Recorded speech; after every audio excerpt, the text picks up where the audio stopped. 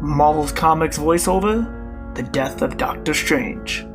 Chapter 1, A Strange Day. Khonshu, the Deathless. I've always been fascinated with them. Dork, time to get up. A character out of Sherlock Legends. Come on, Steven. It's time for walkies. You're burning daylight. Khonshu was immortal, so they say. Bats. Not only do you have no biological need for walkies, you are also perfectly capable of taking yourself out. The reason for this was that he removed a small piece of himself, a small piece of his life. Yeah, my biological need for walkies disappeared around the time my heart gave out and I died from not enough walkies. You want your heart to pop at 17? The walkies are for you, Doc. Let's go, up and at 'em. Oh, fine, you win. I'll see you downstairs in 20 minutes. His soul. Clock's ticking, old man. Yes. And so long as nothing untold happened to his soul, then he could not die.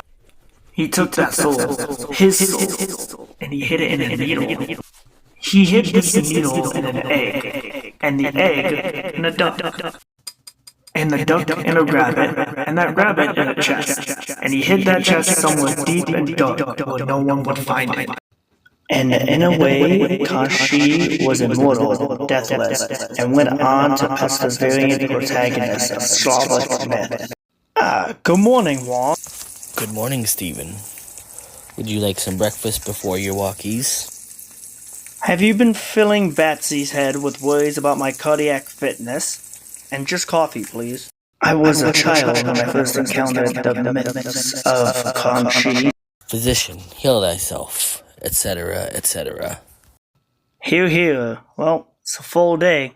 I better get it started. Ha! How very pedestrian. Do you remember how you used to talk when you were fresh back from the Ancient One's tutelage? It stuck with me. Yes, I suppose so. All those years with only wizened mystics for company, I suppose it rubs off on me. I had taken on a rather dramatic way of speaking, hadn't I? I haven't heard a zounds out of you in ages. Then allow me to make your day, old friend. Zounds! Ha! Enjoy walkies.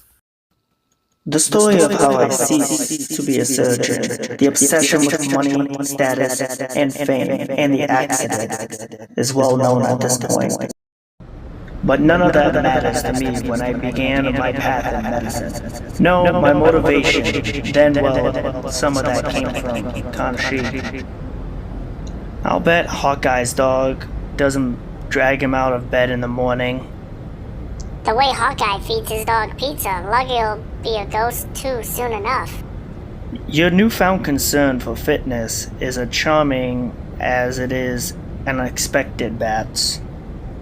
I wanted to cheat death. Hey, it's not all fun and games being a ghost. Sure, I wear it well, but I like to keep my friends alive as long as possible. Well, you needn't worry there, Bats. I'm too busy to die. Yeah, sure. That's how it works. There was an element of arrogance there, certainly. A human life held in your hands. I don't make the rules, Bats. Now pick up the pace. I'm due for surgery in an hour. And I had such hands. Recent events have returned those hands to me. And I have returned the surgery, my first blow, my first art. I spent so much time as a mystic, a sorcerer, and a superhero that it all feels new to me again. I find myself getting nervous, like I do when I was a student, when I was fresh to the knife, when I had just entered into Khonshu's pursuit to preserve life with all the artifacts and skills I could muster. But my nerves don't matter. My hands know what to do. Like faithful hunting dogs, kept inside for too long, now loosened once more to do what they were made for. There's a clean line of margarine beauty in it, unlike anything in magic. But I set aside my exploration, my ego. Magic taught me one lesson medicine never did. Humility. A life was saved today. But I have other patients. Decades passed without my practicing medicine, but I never stopped being a doctor. I am the Sorcerer Supreme. The world is my patient.